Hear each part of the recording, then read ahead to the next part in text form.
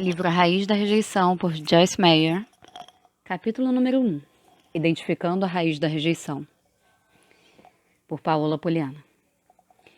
Ele era desprezado, rejeitado e abandonado pelos homens.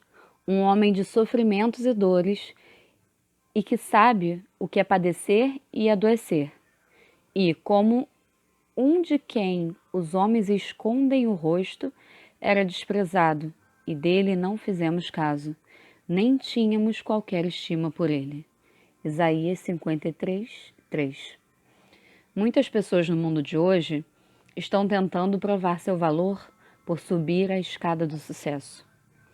Elas parecem pensar que se apenas conseguirem uma promoção no trabalho, uma casa maior, o carro do ano, se puderem participar dos círculos sociais corretos, então finalmente terão valor e ganharão aceitação. Como é triste ver pessoas envolvidas em perseguir tais práticas inúteis sem nunca perceberem que a única coisa que realmente precisam é do amor de Jesus Cristo. O próprio Jesus não desfrutou aceitação ou aprovação dos homens quando esteve na terra. Ele foi desprezado e rejeitado pelos homens. Jesus enfrentou todas essas coisas e muito mais, para que pudesse nos libertar da rejeição. Em minha busca pessoal por libertação da raiz da rejeição, vim perceber que toda a rejeição que Jesus enfrentou durante sua vida na terra e em sua agonizante morte na cruz foi em nosso benefício. Jesus não tinha problemas, ele era um homem sem pecado. Ele não tinha de enfrentar aquela rejeição por sua própria causa. Nós é que tínhamos problemas. Assim, ele voluntariamente desejou vir e tomar os nossos problemas, as nossas feridas, as nossas dores e até as nossas rejeições e levá-las sobre si mesmo. Mas a rejeição não é apenas algo que o diabo usa para atacar os cristãos. Milhões de pessoas de todas as partes do mundo sofrem a dor da rejeição. E um segmento surpreendentemente grande da nossa sociedade, que a nossa sociedade tem experimentado vez ou outra, esse sofrimento. Há muitas causas de rejeição. Abuso, incluindo abuso físico, verbal, sexual e emocional. Conflitos no lar, adoção, abandono, infidelidade no casamento, divórcio, rejeição de colegas, etc. Isso traz muitas consequências. Nesse livro, exploraremos tanto as causas quanto as consequências da rejeição. À medida que examinamos o que a Bíblia diz sobre vencer a rejeição por meio da obra consumada de Cristo na cruz, creio que muitos serão livres. Um curioso denominador comum. O famoso médico e conselheiro cristão Paul Tournier, em seu livro Creative Suffering, fez algumas observações interessantes sobre a privação emocional. Paul relata o fato impressionante de que uma parcela expressiva dos maiores líderes do mundo tinha algo em comum. Todos compartilharam a experiência de terem sido órfãos. E, para minha surpresa, alguns desses grandes empreendedores foram vítimas de abusos e outros severamente maltratados. Isso é confirmado em vários estudos sobre grandes realizadores, escreve Tournier. Daqueles que se tornaram notáveis empreendedores, 75% sofreram sérias carências emocionais ou dificuldades na infância. Pelo fato de se sentirem tão indignos interiormente, esforçaram-se até a morte, tentando obter algum valor. E como resultado disso, muitos deles se tornaram bem-sucedidos.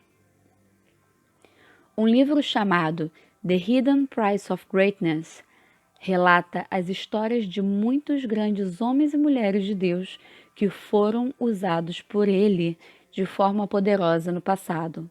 Podemos aprender algumas verdades grandiosas ao observar a vida desses indivíduos. O livro explica como uma infância sofrida frequentemente estabelece uma ponte para uma vida de conflitos. Por exemplo, o pai de David Brand morreu quando ele tinha apenas 8 anos. Sua mãe morreu quando ele tinha 14, e muito embora ele herdasse um patrimônio considerável, perdeu o amor e a afeição de seus pais, que são tão essenciais para a felicidade e a segurança de uma criança. Brand, como muitas outras crianças órfãs e negligenciadas, carregava um senso de culpa anormal, quase como se fosse o responsável pela morte de seus pais.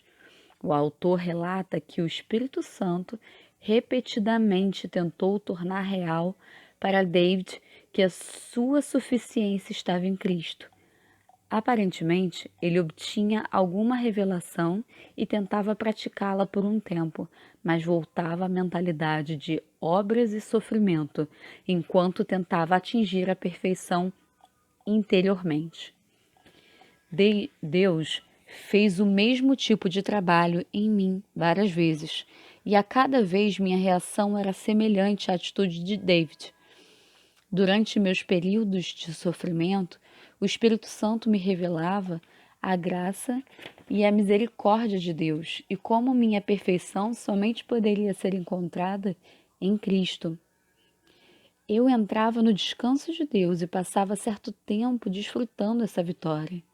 Então, o diabo me atacava novamente e Deus me dava nova revelação ainda mais profunda.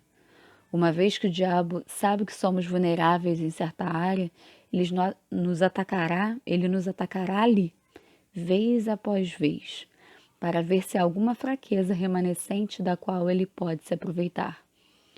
Você sabe o que aconteceu a David Brand?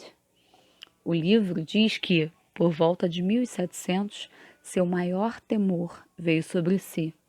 Como missionário, embora ele tivesse um ministério poderoso, ficou inválido, bastante doente para poder pregar, ensinar ou orar, e morreu aos 29 anos. O jovem tinha se esgotado, tentando servir a Deus por meio do perfeccionismo. Ele literalmente desgastou-se a ponto de tornar-se fisicamente doente e morrer simplesmente porque se sentia muito inseguro por causa da rejeição. Quantos Davids existem no mundo de hoje que estão se desgastando ao tentarem ser dignos de algo ao escalar a escada do sucesso? Temos disponível a única coisa de que verdadeiramente precisamos, o amor de Jesus Cristo. De fato, sua opinião a nosso respeito é a única que realmente conta. Quero que todos gostem de mim, mas descobri, muito tempo atrás, que tentar fazer as pessoas gostarem de mim é uma tarefa árdua. E sabe o que é mais interessante? Quando parei de me importar com o que os outros pensavam ao meu respeito, pude ver que não havia tantas pessoas que realmente pensavam mal de mim. Percebi que o diabo colocava pessoas que não gostavam de mim por perto na mesma proporção em que eu me importava com isso. Quando desisti de me preocupar, tais pessoas simplesmente desapareceram. A rejeição e a cruz. Jesus, um homem que compreendia o que era sofrer e sentir dores, foi rejeitado e desprezado. Quando você experimenta a dor da rejeição, pode identificar-se com Jesus e obter força e cura por intermédio dele. A rejeição é uma das armas favoritas que Satanás usa contra as pessoas.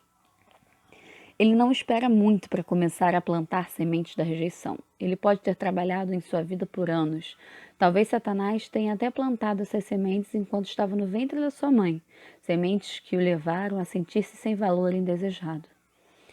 O diabo é um mentiroso. Esse livro o ajudará a renovar a sua mente de acordo com a palavra de Deus. Deus diz que você é precioso.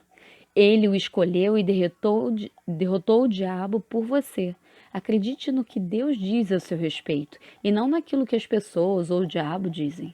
Embora você possa ter sido rejeitado por outros e mesmo que ainda hoje as pessoas possam rejeitá-lo ocasionalmente, pode ser liberto do poder da rejeição. A rejeição pode estar aí, mas não há poder que possa afetá-lo, se você crer apenas no que Deus diz e em nada mais. A rejeição não tem poder sobre a minha vida agora, porque sei quem sou em Cristo. Conheço o meu valor. Sei que meu valor não está naquilo que alguém pensa a meu respeito, mas naquilo que sei que sou. Eu sou aceita no amado. Efésios 1:6. Se Deus é por mim, quem será contra mim? Romanos 8:31. Uma semente, uma raiz, uma árvore. A rejeição começa com uma semente plantada em nossa vida por meio de vários fatos que nos acontecem. O diabo não quer apenas plantar uma semente da rejeição, mas quer plantá-la bem profundamente para que ela se desenvolva uma raiz que crescerá muito e gerará outras pequenas raízes ligadas a ela. Finalmente, essas raízes se tornarão uma árvore. Deus disse que seu povo deveria se tornar como árvores de justiça, em Isaías 61:3. Aquilo em que você estiver enraizado determinará o fruto em sua vida.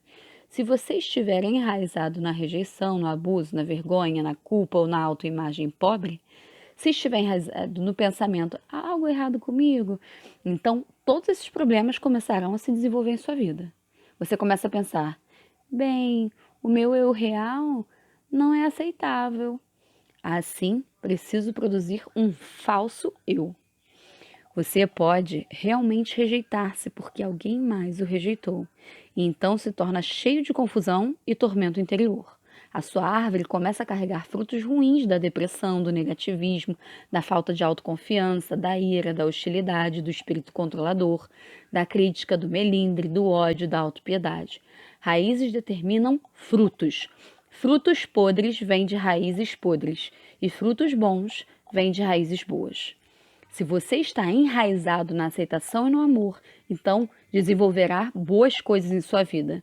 Coisas como domínio próprio, mansidão, fidelidade, bondade, benignidade, paciência, paz, alegria e amor. Vim de um passado de abusos. Experimentei muita rejeição. Não apenas de uma fonte, mas de várias. Então, fui salva e comecei a viver a vida cristã, indo à igreja e tentando caminhar com Deus. Eu ouvia boas mensagens sobre como me comportar como cristã e precisava de cada uma delas porque eu tinha muitos problemas. Como eu era determinada, voltava para casa e tentava colocar tudo isso em prática. Eu podia até obter certo nível de controle, pelo menos por um tempo, sobre alguns dos problemas que as mensagens abordavam. Mas, infalivelmente, enquanto obtinha controle em algumas áreas, o fruto ruim da rejeição simplesmente brotava em outro lugar. Por alguns anos, lutei como crente, tentando ser boa, fazer as coisas direito, tornar meu comportamento aceitável. Em particular, tive um tempo muito difícil tentando me relacionar com os outros. Se você tem uma raiz de rejeição em sua vida, essa rejeição certamente brotará em seus relacionamentos. Ela aparecerá de muitas formas, mas certamente aparecerá. Durante esse período, eu amava a Deus, era nascida de novo e cria que iria para o céu quando morresse, mas nunca desfrutava uma vitória duradoura em minha vida. Comecei a descobrir que precisava seriamente de uma revelação do quanto Deus me amava. Somente quando comecei a perceber quanto Deus me amava, comecei a me sentir bem. Descobri que leva tempo para recuperar-se da rejeição. A Bíblia ensina que somos desarraigados e então enxertados. Não somente somos enxertados, mas somos arraigados e firmados no amor de Deus. Temos de ser arraigados e firmados em Jesus Cristo. Em cada momento que você ouvir a palavra de Deus, se prestar atenção e fizer o que Deus lhe diz, obterá um pouco mais de cura. À medida que continuar a ouvir a palavra, será continuamente curado, pouco a pouco. Torne-se um bom estudante da palavra e deixe Deus fazê-lo conhecer a plenitude da herança que Jesus morreu para lhe dar. O que está contido nessa herança? Justiça, mesmo quando você não faz tudo certo.